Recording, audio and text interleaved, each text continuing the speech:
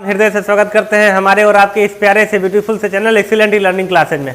और हम लोग प्रोनाउन पर पहुंच चुके थे। प्रोनाउन के काइंड्स को हम लोग पढ़ रहे थे, जिसमें से पहला काइंड हम लोगों ने पिछले वीडियो में पढ़ लिया था। सर्वनाम के पहले प्रकार को जाना था, जिसका नाम था पर्सनल प्रोनाउन। पर्सनल प्रोनाउन भी तीन प्रकार का होता है, फर्स्ट पर्सन, सेकंड पर्सन और थर्ड पर्सन। इन तीनों को हमने जान लिया था।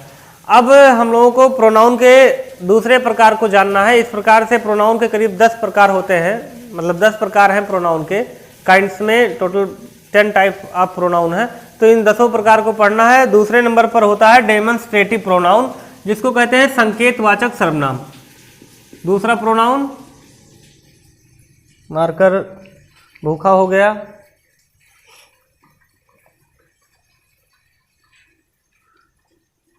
Demonstrative pronoun.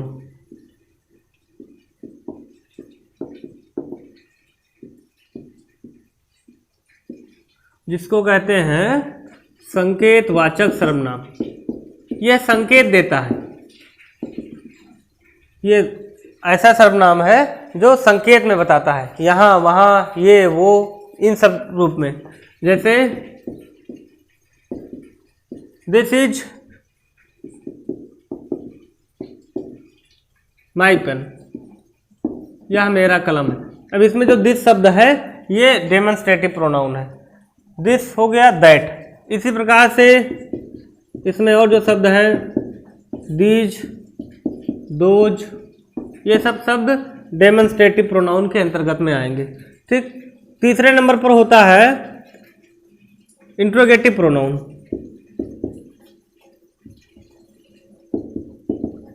इंट्रोगेटिव प्रोनाउन, जिसको कहते हैं प्रश्नवाचक सर्वनाम।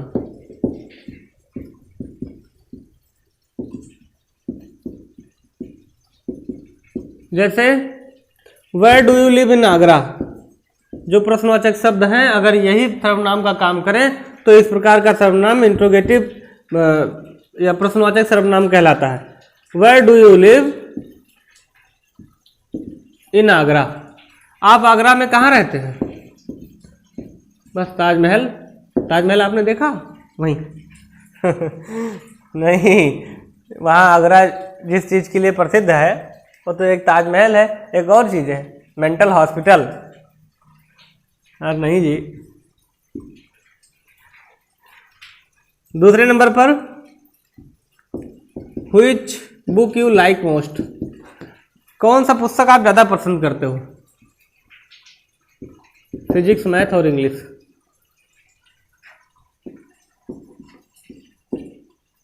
इन सब में क्वेश्चन मार्क। तीसरे नंबर पर होता है चौथे नंबर पर है रिलेटिव प्रोनाउन।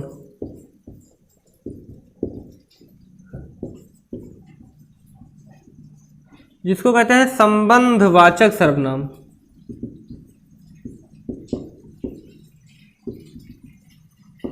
ये वो सर्वनाम है जो दो लोगों के बीच में संबंध स्थापित करवा देता है। जैसे आई एम द टीचर, मैं अध्यापक हूं। हु टीच यू इंग्लिश, मैं वह अध्यापक हूं जो तुम्हें अंग्रेजी पढ़ाता हूं। तो इसमें जो हु शब्द लग गया, हु शब्द इन दोनों स्टेटमेंट को जोड़ दे रहा है, जोड़ने का काम कर रहा है, एक रिलेशन बना दे रहा है। तो ऐसे शब्द को रिलेटिव प्रोनाउन कहेंगे। ठीक है जी। एग्जाम्पल दूसरा लिख दीजिए।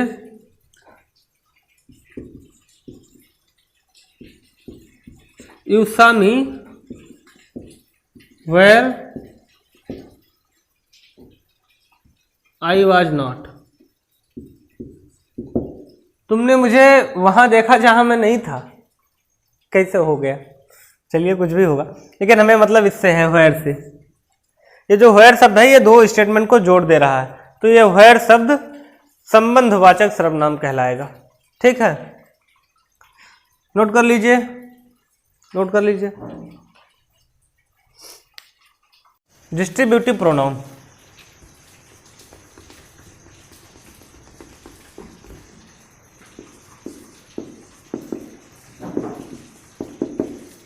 डिस्ट्रीब्यूटिव प्रोनाउन, जिसको हिंदी में कहते हैं विभाग सूचक सर्वनाम।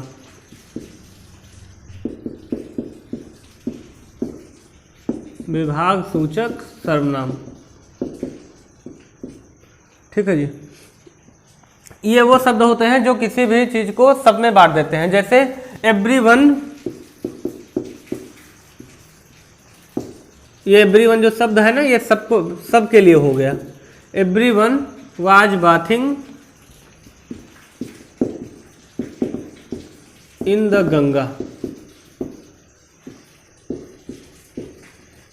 सब लोग गंगा मैया में स्नान कर रहे थे, ठीक है। ईच ऑफ यू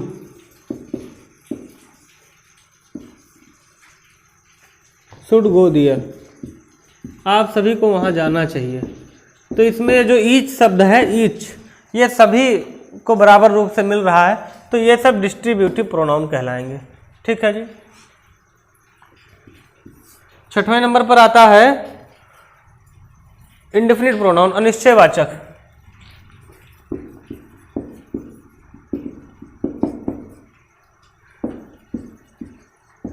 इसमें निश्चित नहीं होता है, इंडेफिनिट प्रोनाउन अनिश्चयवाचक। जैसे सम मतलब कुछ, कुछ जो शब्द है या बहुत से शब्द है, इन दोनों में संख्या नहीं निश्चित है, तो इसको अनिश्चयवाचक कहते हैं। जैसे गिव मी सम फूड,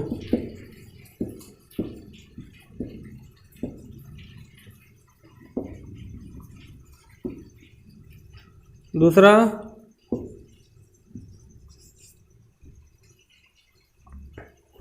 आई सा मेनी फ्लावर्स,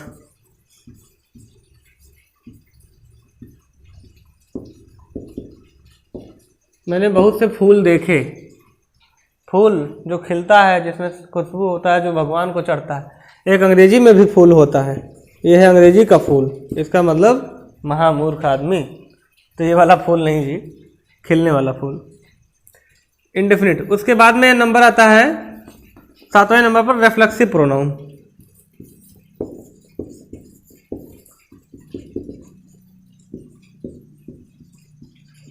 इसको कहते हैं निजवाचक सर्वनाम। निजवाचक सर्वनाम, इसके अंतर्गत में ऐसे शब्द होते हैं जिनका सब्जेक्ट से सीधा सीधा संबंध होता है। जैसे आई बॉट ये कार माई सेल्फ। ये जो माई सेल्फ शब्द है, इसका हिंदी हो गया मैंने खुद एक कार खरीदा। तो ये जो खुद शब्द है, इसका संबंध मैंने से है, सीधा सीधा संबंध है, तो इसको निजवाचक सर्वनाम कहेंगे, ठीक है। सरिता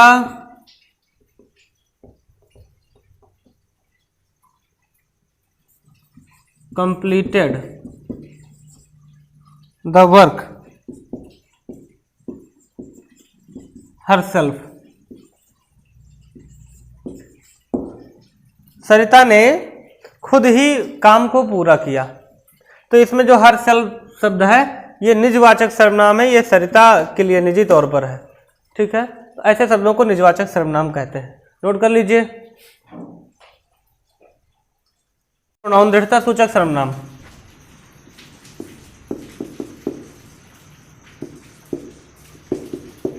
इम्फैटिक प्रोनाउन, हिंदी में कहते हैं इसको दृढ़ता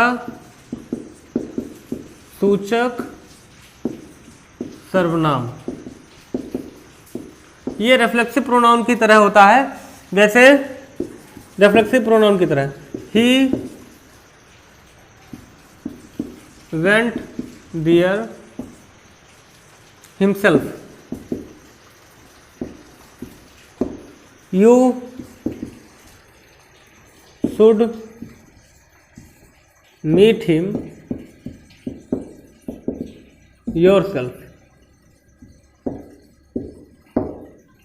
इस इसमें ही और यू का प्रयोग है, तो इनके लिए यह एम्फैटिक प्रोनाउन है। इसमें सिर्फ भाव बदलता है, बाकी शब्द वैसे ही है, रिफ्लेक्सिव के तरीके से ही। ठीक है। 9वां नंबर होता है रेसिप्रोकल प्रोनाउन, परस्परवाचक सर्वनाम।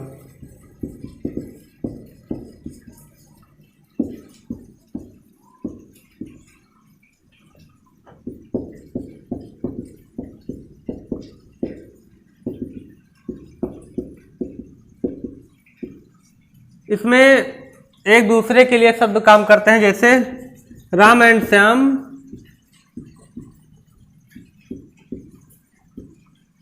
Loves each other. राम और श्याम एक दूसरे से प्रेम करते हैं।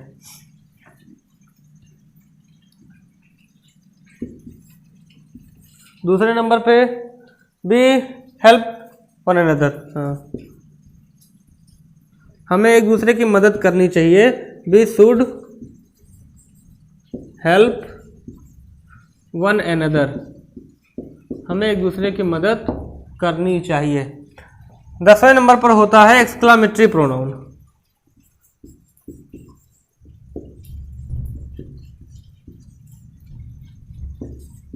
जिसको कहते हैं विस्मय बोधक सर्वनाम।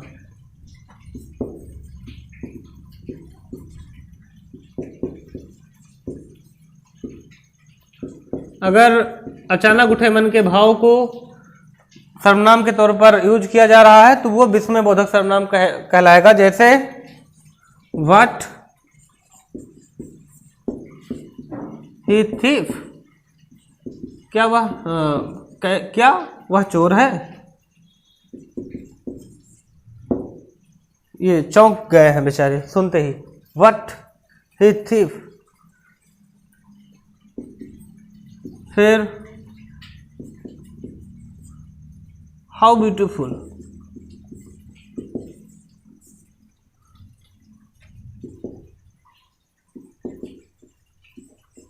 You are amazing.